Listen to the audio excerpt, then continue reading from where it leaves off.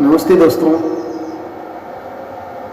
मैं डॉक्टर धीरज भत्ते, हिंदी विभाग प्रमुख, संजीवनी महाविद्यालय चापोरी। बीए तृतीय वर्ष के ऐच्छिक हिंदी के पाठ्यक्रम के अंतर्गत हिंदी साहित्य का इतिहास जो नवा पेपर है, इस पेपर के अंतर्गत आदिकालीन साहित्य की परिस्थितियों को आज हमें देखना है। दूसरी और महत्वपूर्ण जो परिस्थिति है वह धार्मिक परिस्थिति रही है। अर्थात ये जो कालखंड है, ये कालखंड राजनीतिक और धार्मिक परिस्थिति की दृष्टि से बहुत महत्वपूर्ण माना जाता है। तो इस कालखंड के अंतर्गत ऐसी कौन सी धार्मिक परिस्थितियां थी जिन परिस्थिति ने इस कालखंड को या इस कालखंड के साहित्य को प्रभावित किया है। तो धार्मिक परिस्थिति के अंतर्गत कुछ महत्वपूर्ण जो घटना है, ऐसी कौन कौन सी घटना है जिन घटनाओं ने इस कालखंड को प्रभावित किया है, उसकी चर्चा हमें धार्मिक परिस्थितियों के अंतर्गत करनी है। जैसे कि हम आदिकालीन विभिन्न प्रकार की परिस्थितियों को देख रहे हैं। 7वीं शताब्दी से लेकर लगभग 14वीं-15वीं शताब्दी के बीच का ये जो कालखंड है, धार्मिक दृष्टि से किस प्रकार रहा है उसको भी यहाँ देखना आवश्यक है। तो ईसा की 7वीं शताब्दी के पूर्व देश का धार्मिक वातावरण शांत और सद्भावपूर्ण था। तो इस प्रकार जैसे कि हमने देखा है कि जिस प्रकार राजनीतिक क्षेत्र के अंतर्गत या राजनीतिक परिस्थिति के अंतर्गत सम्राट हर्षवर्धन के मृत्यु के पूर्व तक का जो कालखंड है राजनीतिक दृष्टि से शांत था, उसी प्रकार की स्थिति हमें धार्मिक परिस्थिति के अंतर्गत भी देखने को मिलती है। यानी कि 7वीं शताब्दी के पूर्व इस देश की धार्मिक जो स्थिति है वह अच्छी थी। धार्मिक जो वातावरण है शांत और सद्भावपूर्ण था। इस काल में अनेक प्रकार के धार्मिक मतांतरों का यहाँ अस्तित्व भी था। तो इस प्रकार 7वीं शताब्दी के पूर्व तक की अगर धार्मिक परिस्थिति को हम देखते हैं तो धार्मिक वातावरण शांत और सद्भावनापूर्ण था। एक धर्म दूसरे धर्म के साथ चर्चा कर रहा था। एक दूसरों के बीच में किसी प्रकार का मतांतर यहाँ देखने को नहीं मिलता है। एक दूसरों को साथ लेकर अर्थात ये जो धर्म है चल रहे थे, परंतु समय के साथ ये जो परिस्थिति है, वातावरण है, बदलता हुआ दिखाई देता है। धीरे धीरे भारतीय धर्म साधना में एक प्रकार की उथल पुथल मचती हुई दिखाई देती है। उसके कई कारण हो सकते हैं। एक तो ये विदेशी आक्रमणकारी या उनका जो इस्लाम धर्म है उसका प्रचार प्रसार, ये तो बहुत महत्वपूर्ण कारण है। परंतु उसके साथ साथ अन्य भी कई कारण हैं जिनकी चर्चा हम इसके अंतर्गत कर रहे हैं। तो इस प्रकार सम्राट हर्षवर्धन के समय ब्राह्मण और बौद्ध धर्म का समान आदर था।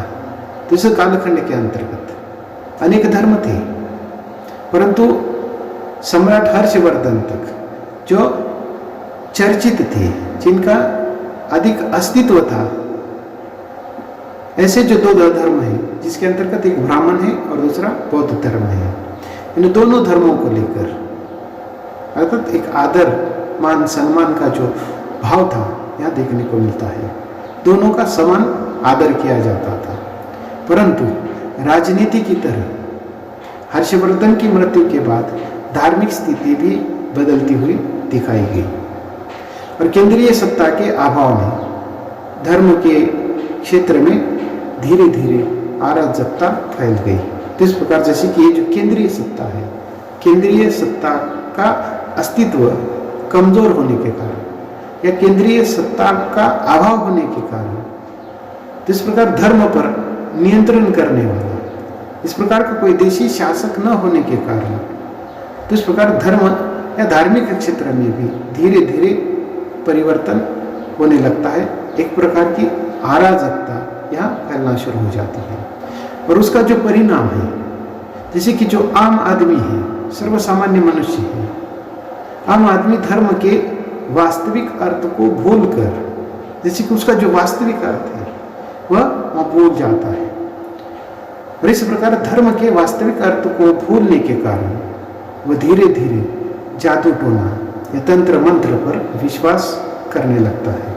तो इस प्रकार जैसे कि उसका रास्ता बदलता है।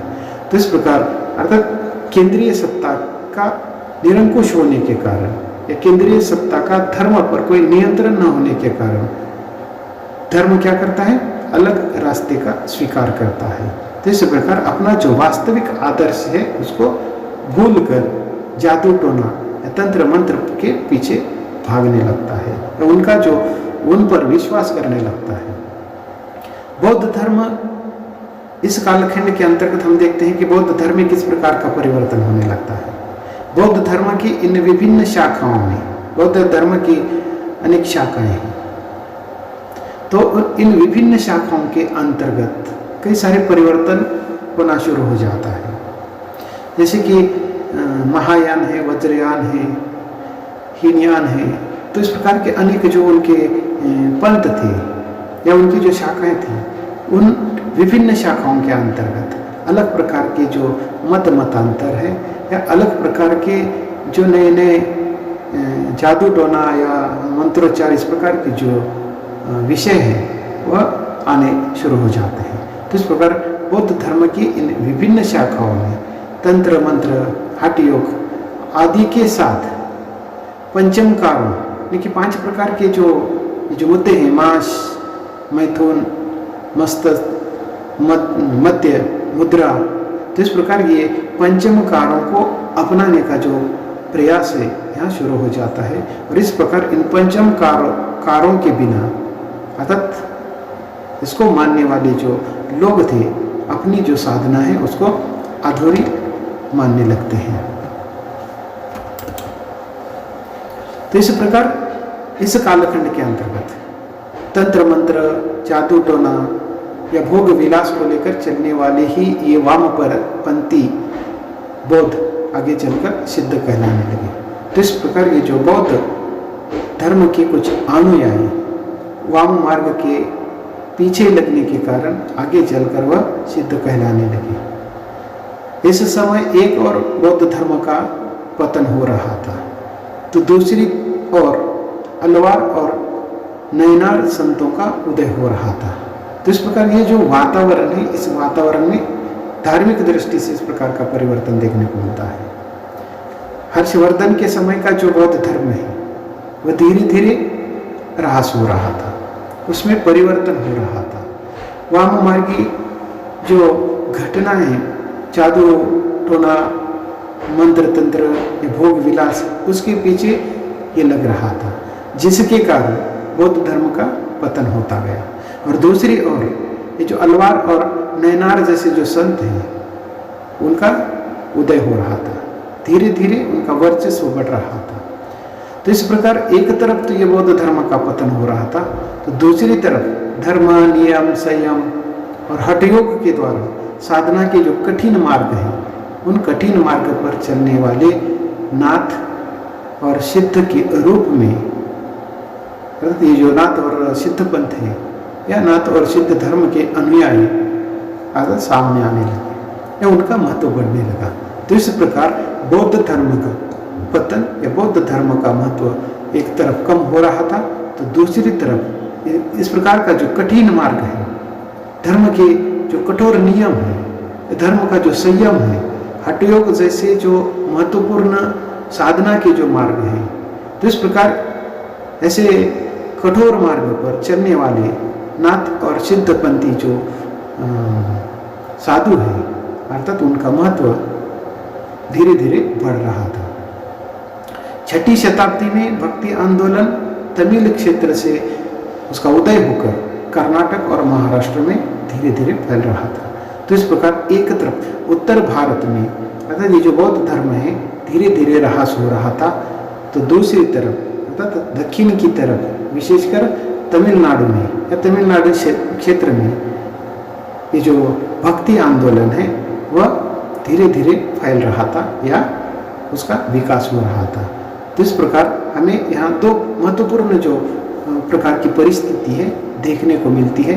जैसे कि हर्षवर्धन के बाद ये जो ब्राह्मण धर्म है वह बौद्ध धर्म पर धीरे धीरे क्या करता है, वर्चस्व निर्माण करने की कोशिश करता है, आक्रमण करने की कोशिश करता है।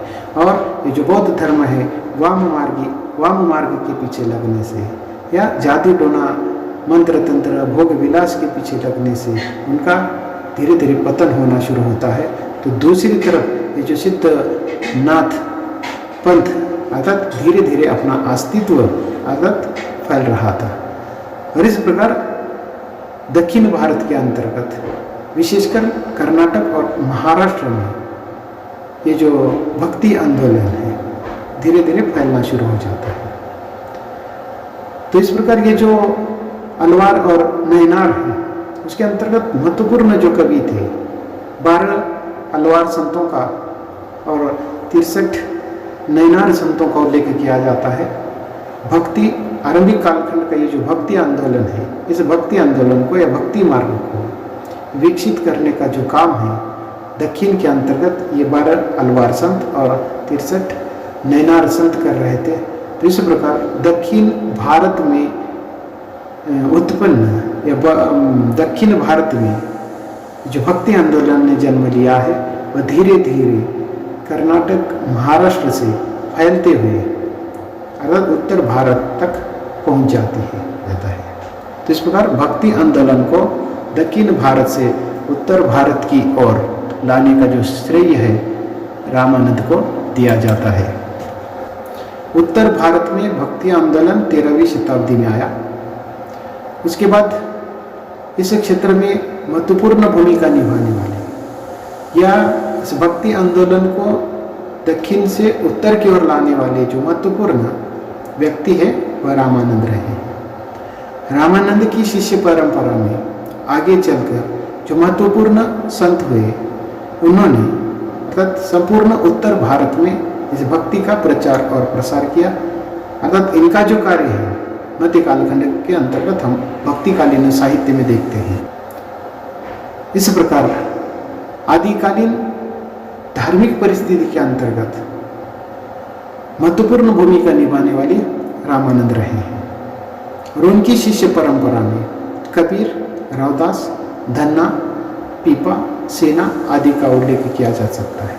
तो इस प्रकार दक्षिण की ये जो भक्ति है या भक्ति साहित्य है वह उत्तर तक पहुंचाने का महत्वपूर्ण जो काम है रामानंद ने किया है। इस दृष्टि से कहा जाता है कि भक्ति उपजी द्रविड़ी लाए रामानंद। तो इस प्रकार जैसे कि ये जो समग्र देश है ये देश 2 परिवारों के अंतर्गत विभाजित हुआ है। एक है द्रविड़ परिवार और दूसरा आर्य परिवार है। दक्षिण का जो भाग है तो इस दक्षिण के भाग में द्रविड़ संस्कृति थी और महाराष्ट्र से लेकर ऊपर का पूरा जो हिस्सा है वह आर्य संस्कृति से प्रभावित रही है। तो इस प्रकार ये दक्षिण में उपजी यानी जन्मी हुई ये जो भक्ति है उस भक्ति को उत्तर तक पहुंचाने का जो काम है अर्थात रामानंद ने किया है। एक और जैन धर्म और शैव धर्म आपस में टकराव की स्थिति में थे, दोनों में प्रतिस्पर्धा का दौर चल रहा था। तो इस प्रकार इसी कालखंड के अंतर्गत और एक महत्वपूर्ण जो बात है आपसी जो टकराव है इन विभिन्न धर्मों के अंतर्गत देखने को मिलता है। इसके पूर्व हमने देखा है कि ब्राह्मण और बौद्ध धर्म के बीच में किस प्रकार एक दूसरे के विरोध में संघर्ष चल रहा था। आगे चलकर इसी प्रकार का जो संघर्ष है हमें जैन धर्म और शैव धर्म के अंतर्गत देखने को मिलता है। इन 2 धर्मों के बीच में आपसी जो टकराव था उसकी जो स्थिति थी इन दोनों में एक प्रकार की प्रतिस्पर्धा का जो दौर था वह 13वीं शताब्दी के बाद हमें देखने को मिलता है। तो इस प्रकार जैसे कि ये जो कालखंड है अधिकतर राजनीतिक दृष्टि से ये राजपूत राजाओं का कालखंड रहा है। तो ये राजपूत अहिंसा पर विश्वास नहीं करते थे। इसके कारण ये जो शैव धर्म है अर्थात उसको अधिक वे मानते थे। जैन धर्म के ह्रास होने का और एक महत्वपूर्ण कारण ये भी है कि राजपूतों के कारण अर्थात धीरे धीरे ये जो जैन धर्म है वह ह्रास हुआ है।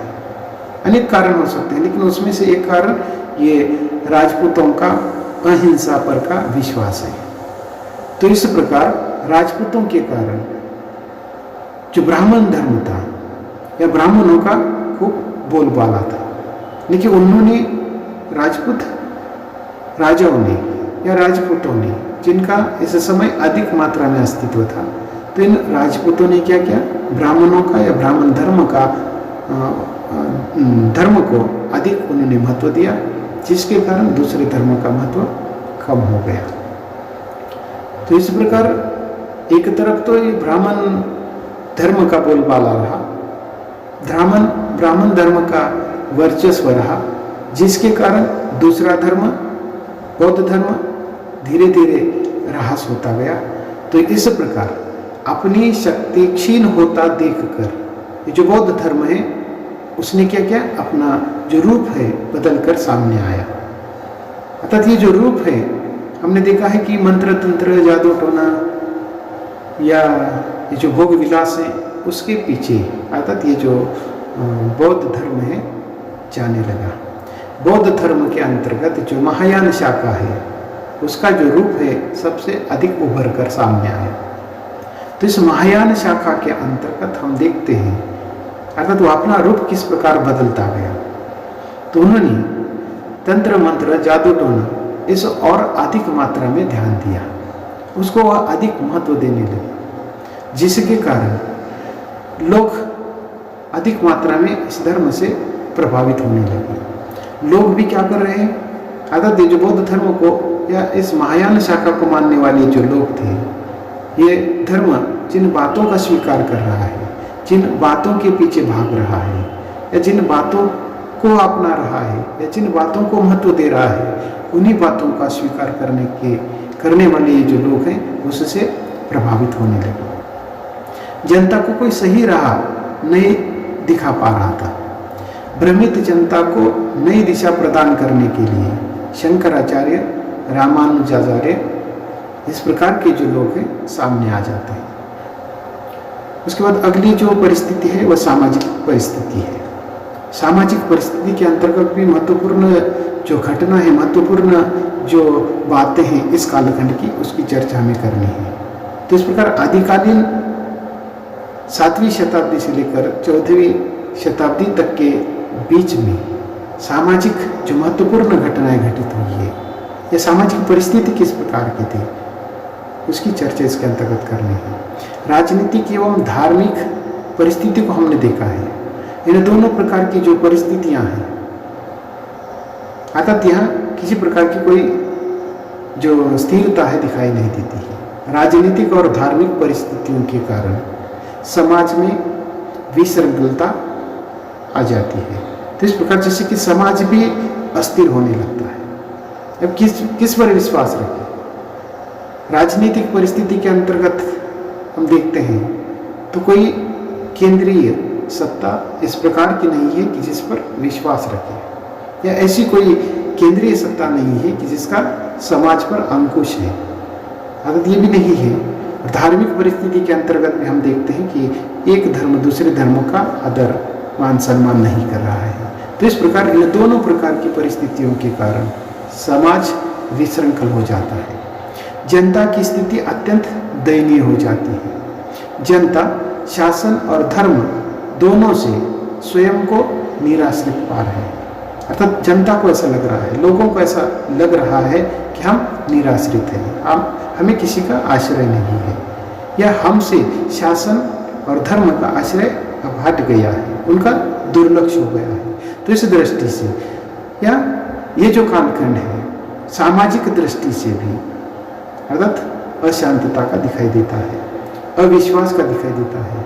और वास्तविकता यह है कि दोनों ही, यानी कि धर्म और राजनीतिक और धार्मिक परिस्थिति के अंतर्गत शासन और धर्म दोनों ही जनता का शोषण करते हुए दिखाई देते हैं।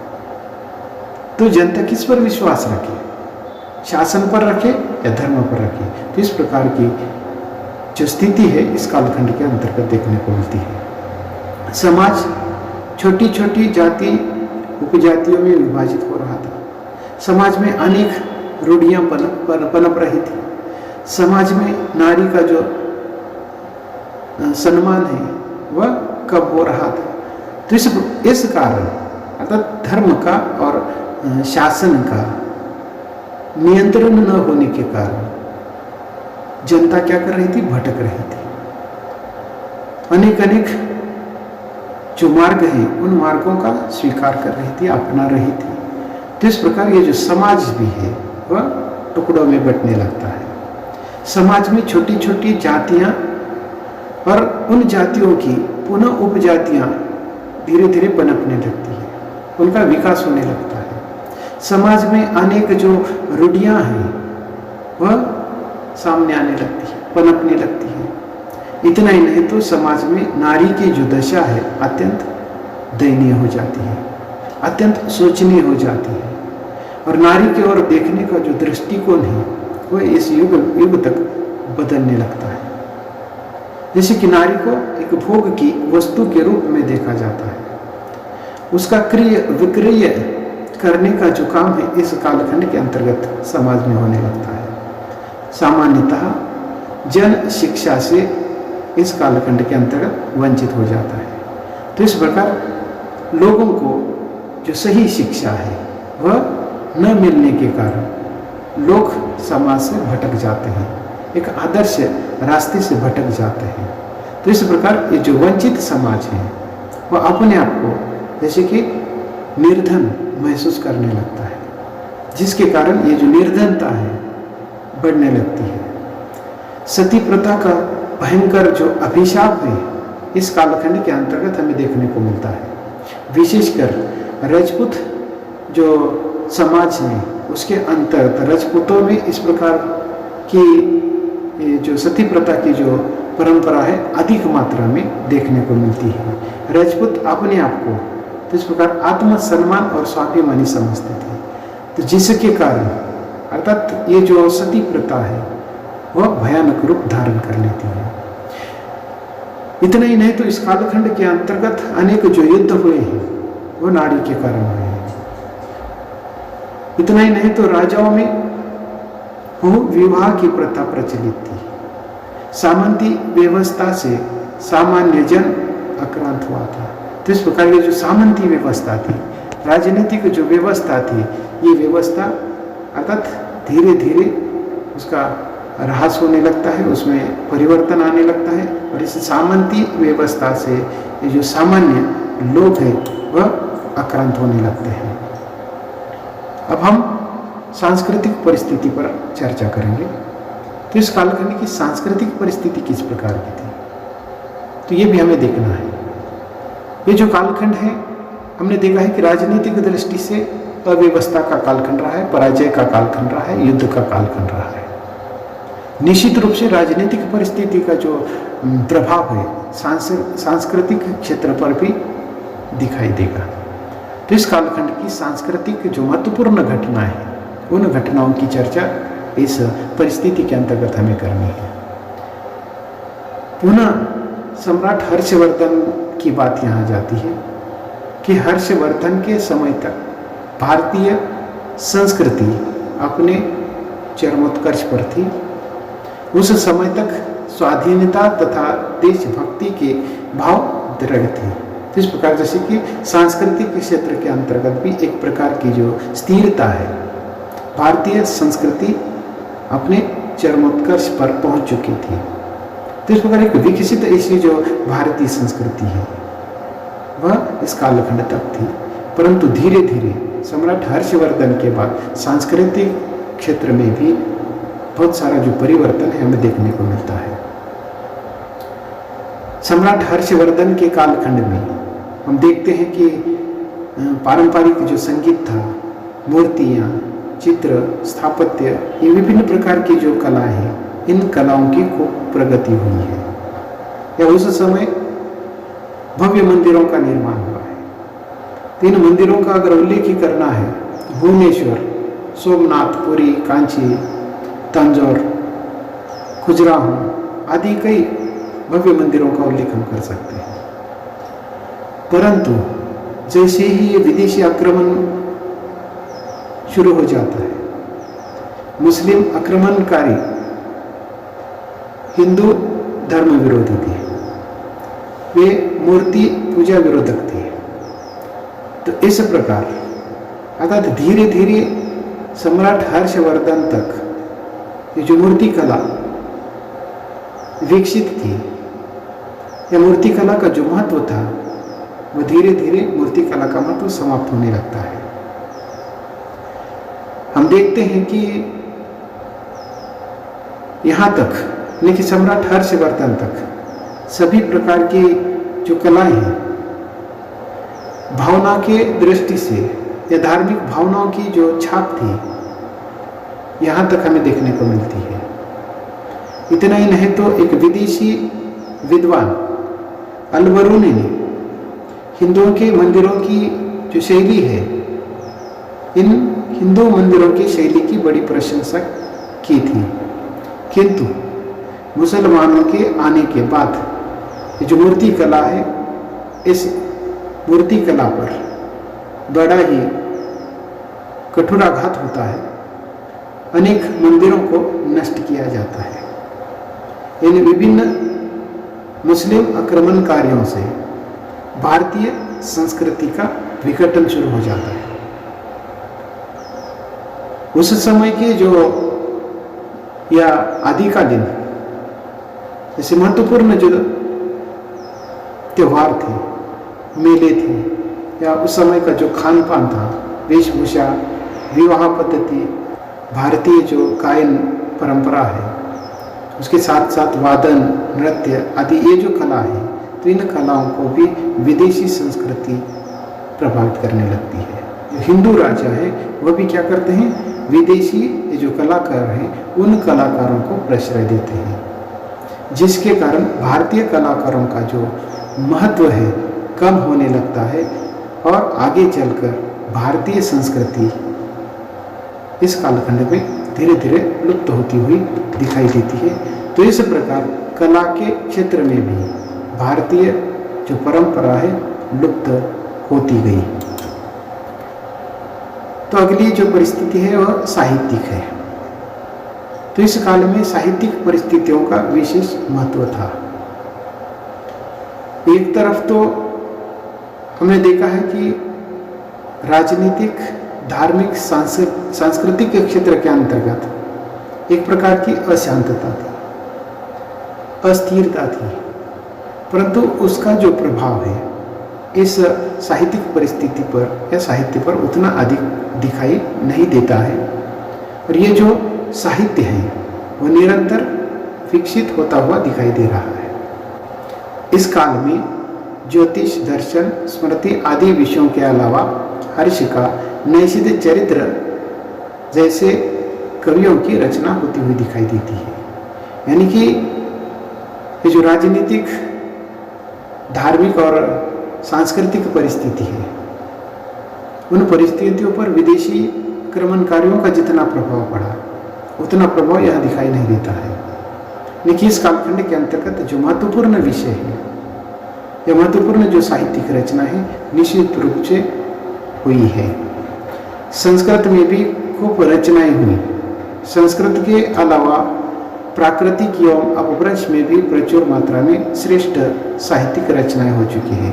तो इस प्रकार संस्कृत के अंतर्गत, इस कालखंड के अंतर्गत प्रचुर मात्रा में लेखन हो चुका है। अपभ्रंश में भी इस कालखंड के अंतर्गत अधिक मात्रा में रचनाएं हो चुकी हैं। यानी कि अन्य परिस्थितियों का जो प्रभाव है साहित्यिक क्षेत्र पर उतना अधिक नहीं पड़ा है जितना अन्य क्षेत्र पर पड़ा है। जैन सिद्धों का साहित्य इसके अंतर्गत हमें देखने को मिलता है। तो इस प्रकार साहित्यिक क्षेत्र पर अन्य परिस्थितियों का जो प्रभाव है उतना अधिक नहीं पड़ा है, जिसका प्रमाण हमें जैन और सिद्ध साहित्य के माध्यम से मिल सकता है। तो देश भाषा में भी साहित्य की रचनाएं इस कालखंड के अंतर्गत हुई। साहित्य जनता की भावनाओं को, उनकी मानसिकता को व्यक्त करने का प्रयत्न कर रहा था। और देश भाषा का जो महत्व है इस कालखंड के अंतर्गत देखने को मिलता है। इस कालखंड का जो साहित्य है जनता की भावनाओं को, उनकी मानसिकता को अपने साहित्य के अंतर्गत स्थान दे रहा था। उसका जो महत्व है धीरे धीरे बढ़ता जा रहा था। अर्थात अब तक जिस साहित्य में जनता की भावनाओं को, उनकी मानसिकता को स्थान नहीं मिला था, उसको इस कालखंड में, इस कालखंड के उत्तरार्ध में साहित्य के माध्यम से साहित्य में स्थान मिलना शुरू हो जाता है। संस्कृत के कवि रचनात्मक प्रतिभा के उद्घाटन में और अपभ्रंश के कवि धर्म प्रचार में लीन थे। तो इस कालखंड के अंतर्गत अनेक प्रकार की जो विशेषताएं हैं, साहित्य की विशेषताएं, वो देखने को मिलते हैं। परंतु एक महत्वपूर्ण जो बात है कि जनता की भावनाओं का और मानसिकता का जो महत्व है बढ़ना शुरू हो रहा था। संस्कृत के जो कवि हैं इस कालखंड के अंतर्गत रचनात्मक जो प्रतिभा है उसका उद्घाटन कर रहे थे।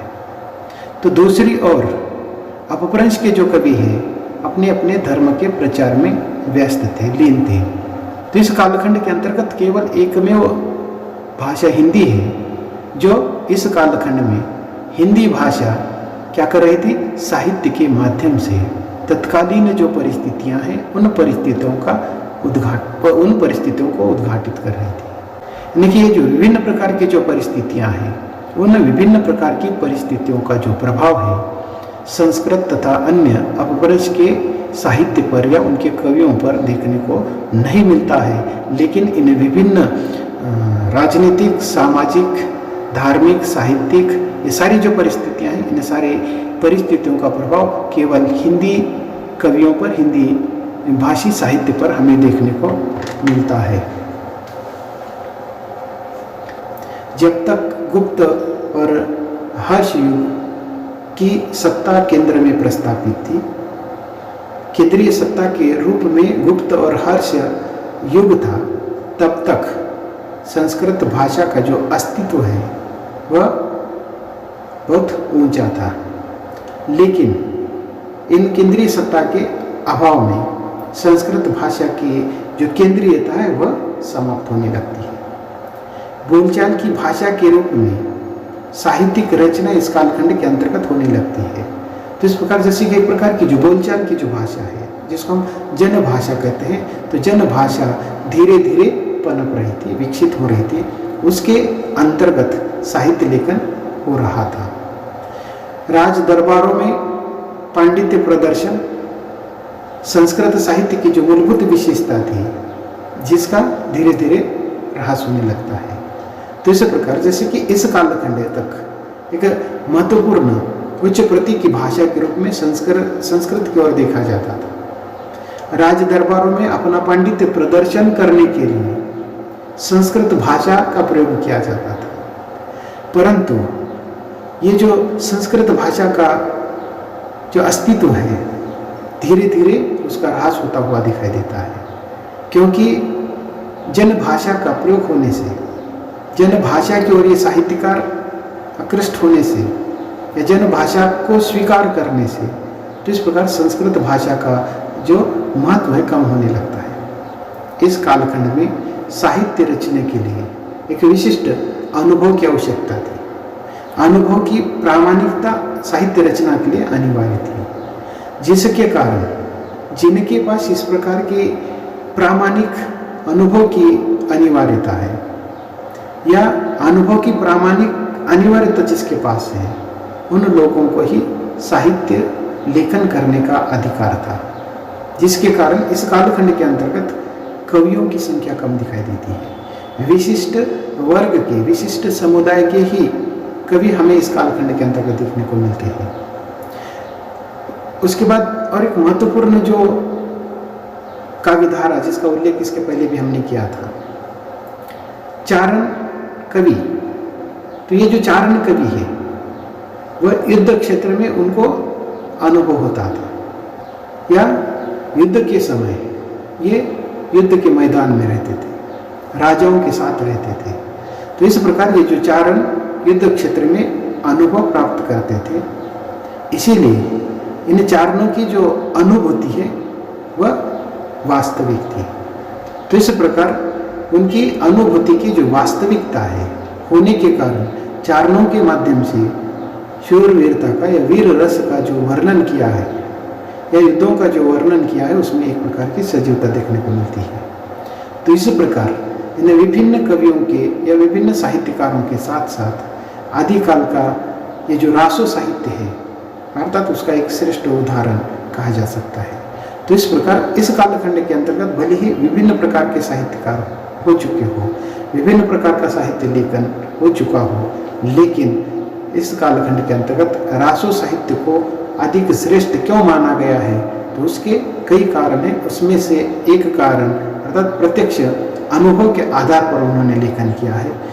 अनुभव की जो प्रामाणिकता थी उनके पास थी, युद्धों के मैदान में उतरने की उनके पास क्षमता थी, इसीलिए उन्होंने अपनी अनुभूति की वास्तविकता के आधार पर लेखन किया है। इसीलिए इस कालखंड का जो साहित्य है अधिक श्रेष्ठ रहा है। तो इस प्रकार हिंदी साहित्य के इतिहास का ये जो 9वां प्रश्न पत्र है, इस 9वें प्रश्न पत्र का जो पहला अध्याय आदिकाल, इस आदिकाल के अंतर्गत अब तक हमने विभिन्न सत्रों या विभिन्न ताशिकाओं के माध्यम से सबसे पहले तो हमने पाठ्यक्रम को देखा, उसके बाद हिंदी साहित्य इतिहास लेखन की जो परंपरा है उसको हमने देखा है। उसके बाद हिंदी साहित्य का जो वर्गीकरण और नामकरण है, काल विभाजन और नामकरण को देखा है। उसके बाद आदिकाल, ये तो हमारे पाठ्यक्रम का प्रमुख विषय है। आदिकाल के अंतर्गत हमने आदिकाल का परिचय देखा और आदिकाल के परिचय के बाद जो महत्वपूर्ण विषय है आदिकालीन साहित्य की परिस्थितियाँ। तो इस प्रकार हमने आदिकाल के अंतर्गत इन विभिन्न जो साहित्यिक परिस्थितियां हैं उन परिस्थितियों की चर्चा की है। प्रश्न पत्र के अंतर्गत अर्थात टिप्पणी के माध्यम से इस पर प्रश्न पूछे जा सकते हैं। तो इस दृष्टि से आदिकाल महत्वपूर्ण है।